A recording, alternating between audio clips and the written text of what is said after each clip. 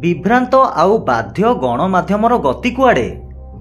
पेहेलगांव आतंकवादी आक्रमण घटना परठू आम भारतीय गणमाध्यमर चित्कार आउ कोलाहल को मु म्यूट करी गभीर भाव में पर्यवेक्षण कली। बड़ विचित्र, कौतुक आउ नाटकीय भली हृदबोध है मते। किछि आवेग प्रवण भारतीय को गणमाध्यमर ए चित्कार भल लगी पारे।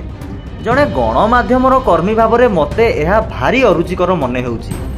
गोटे इलेक्ट्रोनिक्स गणमाध्यम खबरटीए प्रचार होउथिबार देखिली जे भारत सिंधु नदी चुक्ति बातिल करी डैम गुड़िक बंद कर देइछि। फल पाकिस्तान नदीर जलस्तर गुड़िक ह्रास पाई चलीछि। अवश्य यह एआई द्वारा करा जाइथिबो।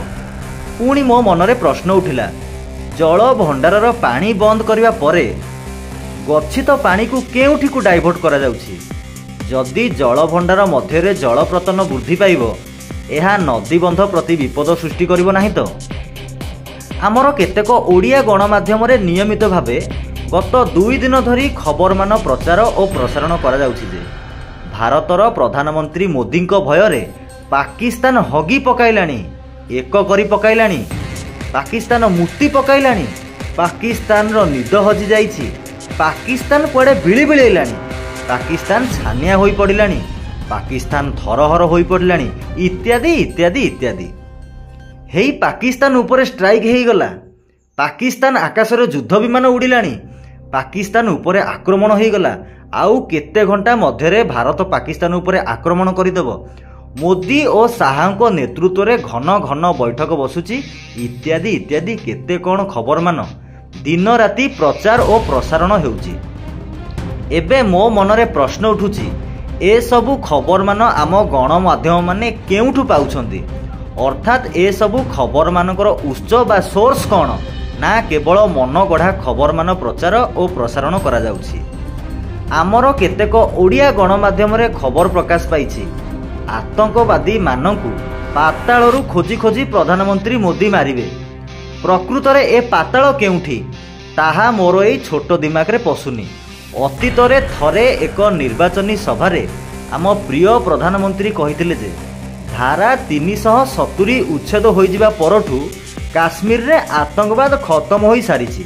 एही कथा को आम प्रिय प्रधानमंत्री मोदी साहेब सेतेबेले एमिति नाटकीय भंगी रे मुंड 2 हाथ आंगुली आउ पापुली चालना करी कहिथिले जे से वीडियो जीए देखिथिबो से निश्चय विरक्त होइथिबो। पेहेलगांव आक्रमण घटना परे प्रधानमंत्री मोदी को ए अंगभंगीर की उत्तर मिलिबो? पेहेलगांव आतंकवादी आक्रमण घटना को एहा मध्यरे 4 दिन बीती जाकू बसिथिले मध्य आम प्रधानमंत्री बिहार निर्वाचन प्रचार रे व्यस्त रहउचंदी। एहा मते व्यक्तिगत भावे भीषण व्यथित करिछि। अंततः एभली एक संवेदनशील घटना को नहीं राजनीति न हेउ। आउ किछि गणमाध्यम आम प्रिय प्रधानमंत्री मोदी को बाघ किंबा सिंह मुद्रा रे तांको 2 आखिरे आग्नेय उद्गीरण हेउथबार देखाउछंती। जेमिति मने हेउछि आतंकवाद विरोध रे प्रधानमंत्री मोदी एकुटिया लड़ाई करुछंती। मो मनरे प्रश्न उठे, आतंकवाद विरोध रे कोन समग्र देश लड़ू नाही कि? ए देश कहिले आमे प्रधानमंत्री को समेत मंत्रिमंडल, विरोधी दल, जनसाधारण, लेखक, चित्रशिल्पी, कृषक, मजूरिया, हिंदू, मुसलमान, ख्रीष्ट, बौद्ध, जैन एवं अन्यान्य धर्मावलंबी को बुझू कि नहीं? आम गणमाध्यम केवल जड़े व्यक्ति को हिरो करी देखाइबारे व्यस्त रहउछंती। व्यक्ति बड़ ना राष्ट्र बड़? मो मतरे गणमाध्यम माने राष्ट्र को महान करी देखाइबा उचित नुहे कि? मु मो देश को नहीं गर्व करे। मो देशर एक महान परंपरा और प्राचीन संस्कृति रही। पहलगांव आतंकवादी आक्रमण परे आम देशर आभिमुख्य कौन हेबो? आम देश की कूटनैतिक निष्पत्ति नेबो ताहा प्रशासनिक स्तर रे विचार करा जिवो। एथि मध्यरु सरकार किछि निष्पत्ति अति गुप्त भाव में नहीं पारंती, जहाँ गणमाध्यम पर्यंत आसी पारिबो नाही। देशर स्वार्थ और सुरक्षा दृष्टि केतेक निष्पत्ति को सरकार सार्वजनिक करि न पारंती। एभली स्थले गणमाध्यमर एक गुरुत्वपूर्ण भूमिका और दायित्व रही। एभली क्षेत्र में गणमाध्यम माने अति सतर्कतार सह एवं सठिक खबर परिवेषण करने उचित।